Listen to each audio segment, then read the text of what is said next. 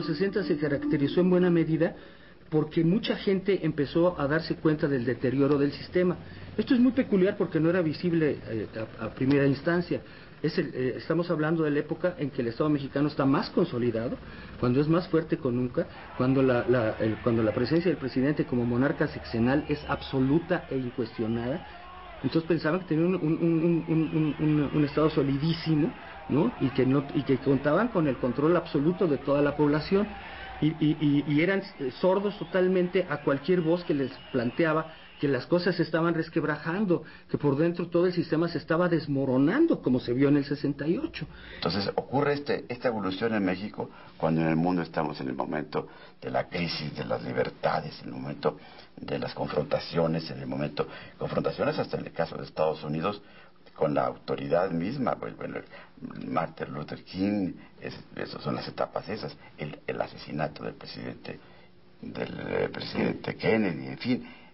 Y aquí en México se nos da este momento y se empieza a manejar y pega en el centro, pues yo diría que intelectual y moral más destacado que tenía la nación en ese momento, creo que lo sigue teniendo ahí, que es la Universidad Nacional Autónoma de México. Estamos en la Escuela Nacional de Odontología y vamos a hacer algunas entrevistas a los compañeros que nos acompañan. Compañeros, si hubiera actos violentos dentro de la universidad, ¿participarían ustedes? Bueno, siempre y cuando los actos violentos se entendieran por agresión, tanto agresión física, creo que todos los estudiantes en un caso de agresión física estarían dispuestos a reaccionar en la misma manera. Agresión siempre ha habido en la universidad y la hay, no física. De muchas otras maneras hay agresión, pero si hubiera actos violentos estaríamos dispuestos a responder en la misma manera con actos violentos. ¿Qué piensan ustedes, compañeros?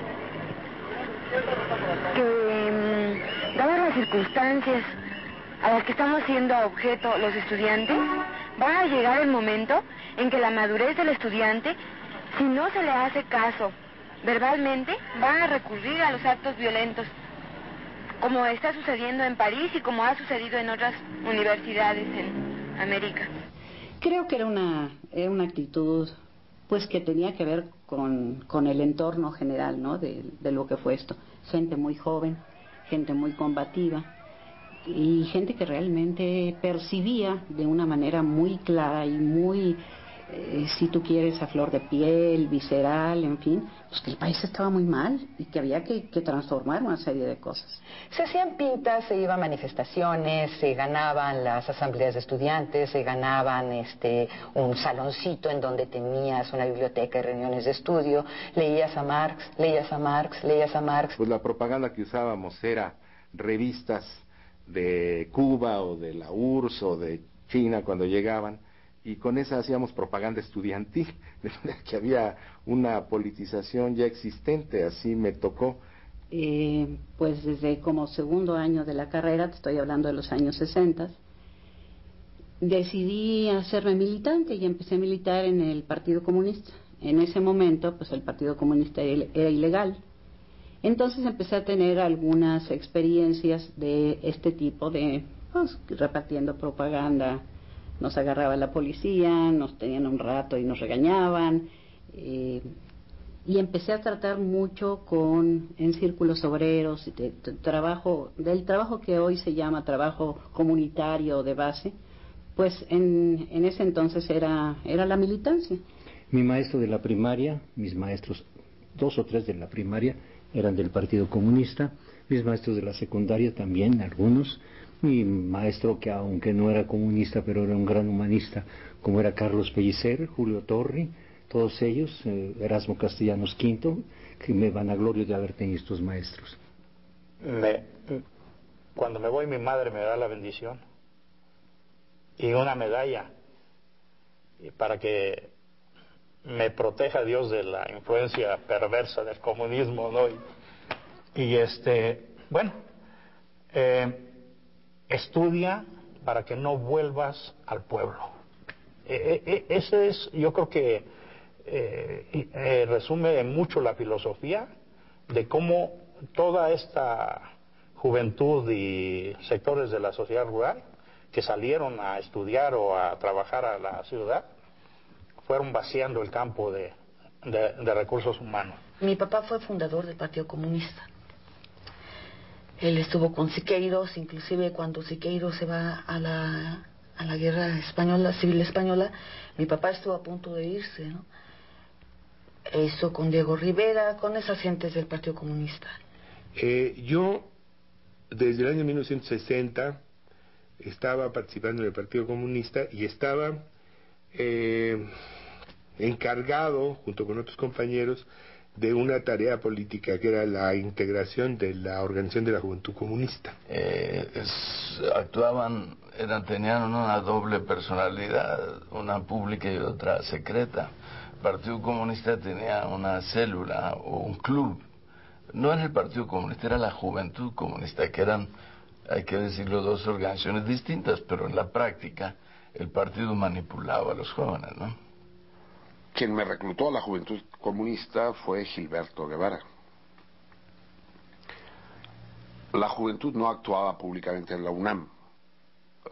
Se encontraba en una situación de clandestinidad también, clandestinidad distinta a aquella trotskista. Y teníamos un grupo cultural. En los 60 la cultura y la revolución iban de la mano, que se llamaba el Nuevo Grupo. Y entonces nos la pasábamos organizando cosas, ¿no? Desde organizar recitales con las personalidades de la música y la cultura que venían a México. El Nuevo Grupo llevó a la Facultad de Ciencias en aquellos años a Pablo Neruda. Sí, y organizamos presentaciones teatrales con Alejandro Jodorowsky, ¿no? Presentamos El diario de un loco en la Facultad de Ciencias, presentamos El gorila de Kafka. Había un cineclub magnífico. Y luego la información. Movimiento de Mayo en Francia, movimiento estudiantil en Estados Unidos. Llegaron algunos cuates que habían estado estudiando en Estados Unidos, en la costa este, y que habían estado en la huelga de Columbia. Lucha por resistencias y derechos civiles en Estados Unidos, guerra de Vietnam, y toda la influencia variopinta de la Revolución Cubana, no solo desde el punto de vista político, sino también desde el punto de vista cultural. No importa que cada día el imperialismo esté más agresivo. Los pueblos que han decidido luchar por su libertad y mantener la libertad alcanzada no se pueden dejar intimidar por eso. Y juntos construiremos la nueva vida. Estaba el Che en auge, la Revolución Cubana acababa de iniciarse, ¿no? Acaba de tomar Fidel el poder, ¿no? Y veíamos la posibilidad real del hombre nuevo que buscaba el Che. Pero era sobre todo la imagen de la rebeldía, como había sido antes del Che James Dean. Todos habíamos pasado por la etapa de James Dean y la pose y todo, y entonces, bueno, yo tenía dificultades para asumir eso porque no tenía nada que reprocharles a mis papás. De pronto se crea una intolerancia y una animadversión total del mundo adulto hacia el mundo juvenil. Los chavos son rebeldes sin causa, ¿no? No tienen ningún motivo para rebelarse. ¿Por qué viven en el país perfecto? Tenemos crecimiento del 7%, hay amplias libertades, facilidades para todo el mundo. Y no pueden entender que entonces los chavos se vistan diferente, hablen diferente y traten de buscar sus propios espacios de expresión fuera de los medios del sistema. Venía mucho también del pandillerismo estadounidense que se había puesto relativamente de moda con el chavo de James Dean, ¿no? El pantalón de mezclilla, la camiseta blanca, los tenis, la navaja de botón. What is it? Trouble. Estábamos en lo que yo llamé alguna vez un estado de agitación permanente, y que es el único que puede explicar el 68, ¿no? Pero al mismo tiempo hacíamos asambleas, mítines, por diversas causas, pero la causa central de nuestra movilización, no solo de la nuestra, sino de toda la UNAM, en todo México, en todo el mundo, era la guerra de Vietnam. La solidaridad con los combatientes vietnamitas que se oponían a la invasión gringa. Fue el eje central de movilización estudiantil en todo el mundo en toda la década. El grito de paz en Vietnam se escucha también frente al mismísimo Capitolio. Lo pronuncian 1.500 veteranos, excombatientes del trágico conflicto. Las acciones de los exsoldados premiados con numerosas condecoraciones valen por 1000 palabras. Entonces, 68 se convierte en un momento del mundo, un momento de cambio, de expresión de esa situación de liberación, de conflicto y crisis, y quizá en México hubo dos factores que lo hicieron particularmente agudo. De una parte, la lucha por la sucesión presidencial, con un presidente fuerte, autoritario, experimentado, que era el señor Díaz Ordaz, ¿no? Ese juego entre la sucesión presidencial y la Olimpiada, lo que en México le da una característica especial. Casi medio centenar de diplomáticos de las misiones acreditadas en México realizaron una visita a las instalaciones que se están construyendo para los Juegos Olímpicos en la capital mexicana. Los funcionarios de las embajadas felicitaron al comité organizador de los 19º Juegos Olímpicos por la categoría de las instalaciones y por el ritmo que llevan los trabajos para el cumplimiento del compromiso que México ha contraído con el mundo. El 68 como amenaza, como conjura, como la demonización de la izquierda, surge del miedo a que los Juegos Olímpicos no funcionen y que se perturbe la imagen del país que accede a su mayoría de edad con los Juegos Olímpicos. Ya México por fin recibe al mundo entero y ese mundo entero tiene que ver que aquí hay paz, progreso, tranquilidad, etcétera. Y está también ahí un punto generacional, ¿no? La rebeldía de los jóvenes. Ahí lo que hay que entender es que después de la Segunda Guerra Mundial se produce en el mundo un pasmo, una especie de cruda, de resaca. Vienen unos años en blanco y negro, todo era en blanco y negro, ¿no? Todos los teléfonos eran negros, todas las sábanas eran blancas, toda la ropa interior masculina era blanca. Y en los 60 irrumpe el color. Pero irrumpe no solo en los teléfonos, en las sábanas y en los calzoncillos, irrumpe en las conciencias. Y en las conciencias de los jóvenes, ¿no? Que están hasta la madre de la tristeza de los adultos, ¿no? Del miedo de los adultos, de la hueva de los adultos.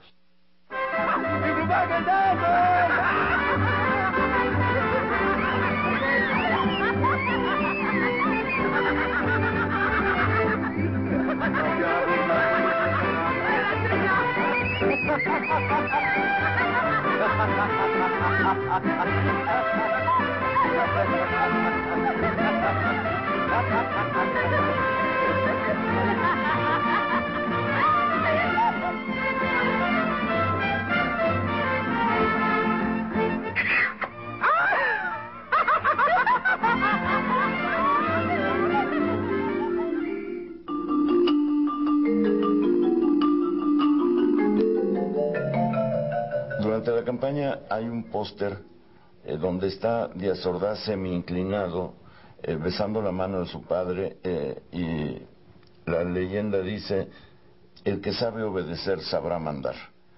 Y esta idea de presentar la obediencia incondicional al progenitor como muestra de sabiduría. Entonces, ¿qué podía esperarse de un presidente de la República que era esta clase de individuo? Un individuo que besaba, para saludar a su padre le besaba en la mano como si fuera un obispo o un dignatario eclesiástico y le hablaba de usted, ¿sí? ¿Qué podía esperarse de una persona así? ¿Sí? En un país en el que la figura presidencial estaba tan íntimamente identificada, no quiero ponerme demasiado psicoanalítico, con el padre. Pues yo creo que es una personalidad muy autoritaria, educada en el código de mandar y obedecer. Precisamente porque creció en ese ambiente, en un sistema político muy vertical, donde pues en la juventud uno obedece a sus superiores y luego va ganando terreno y luego él espera que los que están jerárquicamente en una posición inferior pues obedezcan a uno de la misma manera, y el presidente pues había llegado a la cúspide de la pirámide. Era un padre extraordinariamente autoritario, y que como buen padre autoritario le tocó la venganza divina de tener un hijo hipioso, que era Alfredito, que era rock and rollero. Un tiempo me anduvo buscando a mí, me invitó a su casa porque tenía unas instalaciones para oír música absolutamente sensacionales, y entonces nos dábamos un toque, pero era horrible estarse atizando sabiendo que estaban a tu alrededor 5,000 guaruras, ¿no? O que te andaban siguiendo en un carro, y yo dije, no, yo de estas amistades como que no. Acababa de prohibir Díaz Ordaz que se presentara Ger en Acapulco, a pesar de que uno de sus hijos era uno de los productores. Por eso estaban seguros, y habían metido muchísimo dinero a un montón de gente, estaban seguros de que iba a ser el gran éxito y no se iba a prohibir porque uno de los hijos del presidente estaba al frente del asunto. Pues el presidente puso a su hijo en cintura y se prohibió Ger, nunca se estrenó. Y el hijo entonces formó un grupo de rock, y fue uno de los problemas muy grandes de Díaz Ordaz. Trató de someterlo a la de a huevo. El chavo, como buen chavo de la época, se rebeló lo más que pudo, aunque luego después, por supuesto, se cuadró. Pero en ese momento lo que logró fue que Díaz Ordaz detestara a ese tipo de chavos, odiara con toda su alma a los rock and rolleros, odiaba a esos pinches marihuanos, ¿no? Y entonces por eso fue tan dura la represión contra los chavos de la contracultura y contra los chavos en general. Aquí en Guadalajara, por ejemplo, la policía te detenía por traer el pelo, nomás con que te cayera así tantito en las orejas, te detenían las patrullas y te trasquilaban. En 1967, ser jipiteca era jugársela. Te paraban en la calle, te rapaban, te daban una soberana madriza, y eso sí te iba bien, porque si no, a la cárcel, al Palacio de Lecumberri, a aprender en la Universidad de Lecumberri. Y sobre todo lo que me parece muy claro de Díaz Ordaz es que no creyó en ningún momento que el presidente tuviese función distinta a la de padre de todos los mexicanos. Esa idea de la paternidad responsable, que después se ha convertido en un eslogan hueco, en él encarnaba con la ferocidad enorme que uno puede ver en Fernando Soler, en La Oveja Negra. El clima era muy asfixiante, las atmósferas eran muy opresivas, el autoritarismo, el racismo, el clasismo, el machismo, todas estas cosas eran pero totalmente arraigadas, y si el gobierno ante cualquier manifestación de descontento tenía la respuesta automática de reprimir, esto se trascendía a todas las, como círculos concéntricos, a todas las áreas de la sociedad. Todo el mundo respondía ante muestras de insatisfacción a chingadazos, ¿no? Ah, ¿sí? ¿Le parece a usted? Pues a mí no me parece que contradiga a su padre. Marciao, quítese de mi vista. Váyase a comer con los puercos.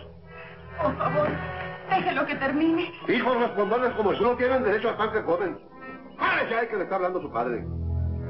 Bueno, yo solo vi en una ocasión a Díaz Ordaz en una comida de la revista Siempre, que había cantado Lola Beltrán, en fin, era la Unidad Nacional, como siempre. Esto debe haber sido mayo de 68. Se levanta el Loco Valdés y le dice a Díaz Ordaz, no, porque usted Molcas, y vuelve a decirle, no, mi Molcas, y en plan del Loco Valdés, y le contaba de los marcianos, y hacía todo tipo de demostraciones onomatopéyicas, bien, gracioso. Entonces toma el micrófono el periodista Roberto Blanco Moreno y dice, nunca creí en mi vida de periodista, de hombre entregado al servicio de la patria, de hombre que sacrifica todo por expresar sus convicciones, que me tocaría una ocasión como esta de ver que un comicucho se refiere al presidente de la República como Molcas.